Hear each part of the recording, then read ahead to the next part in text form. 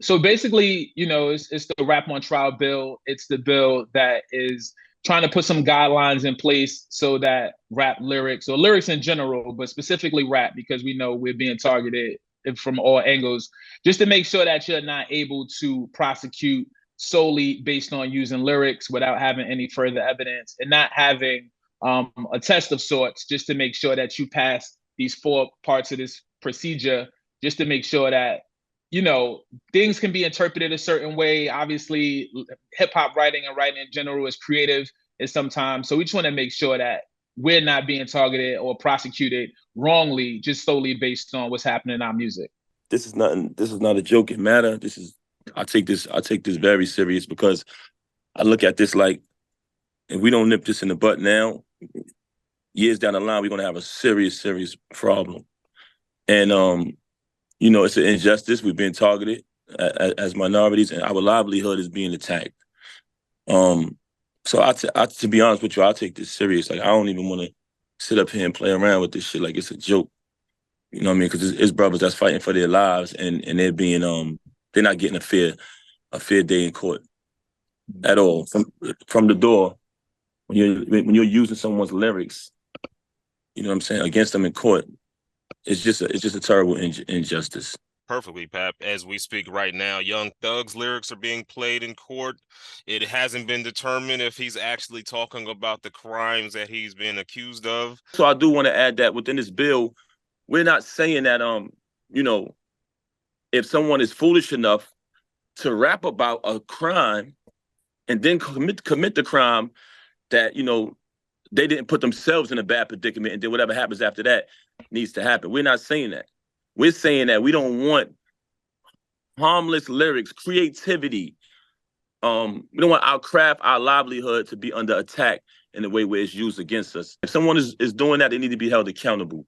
We're just saying we got to protect hip hop, man. This is our way of life, and I'm tired of sitting around watching people bash and blame hip hop for something that existed in America before hip hop was even born. We just celebrated the 50th anniversary of hip hop.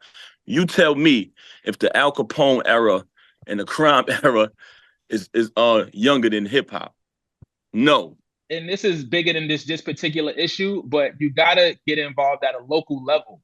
You gotta know who your senators are, who your Congress people are, who your assembly people are, who your alderman is, and get involved at a local level so to make sure that the people that are in power are the people that are speaking for you, or the people that understand you, and the people that are aligned with your goals and the things that you see in the community that you want to change.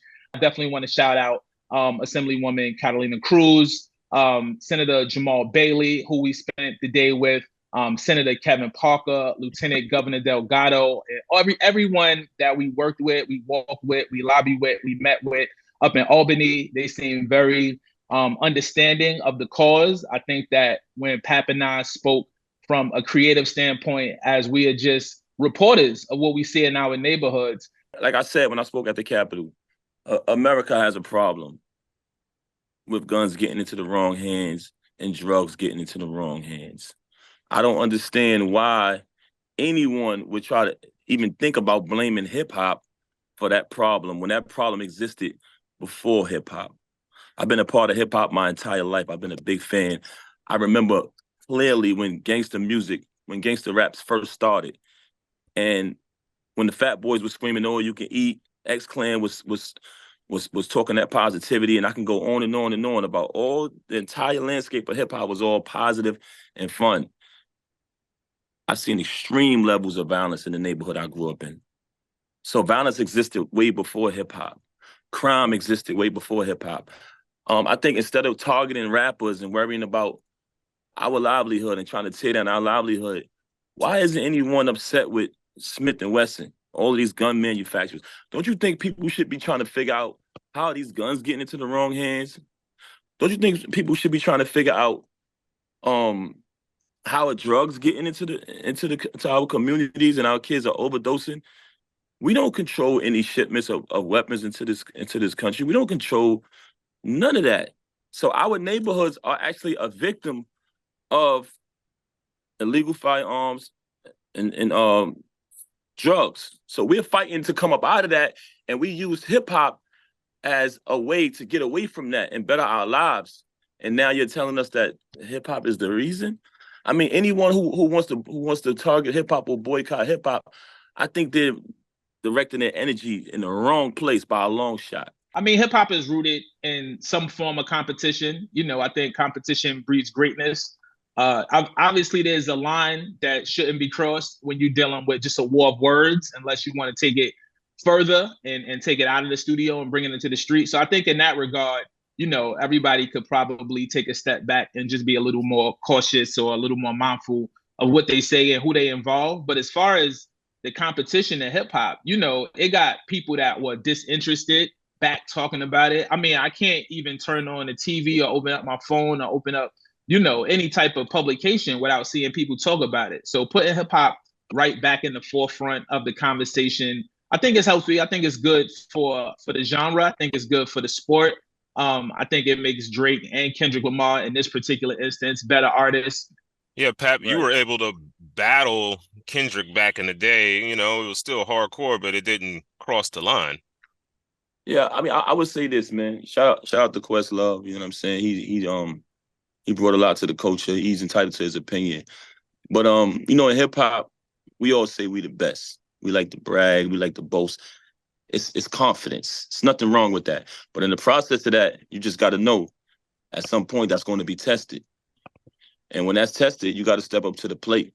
As an MC, you know what I mean? Battling has always been a part of the culture, and it's not going nowhere. It's competitive. Just like you, right now, we watching the Knicks. You know what I'm saying? We watch boxing. We watching Tank Davis.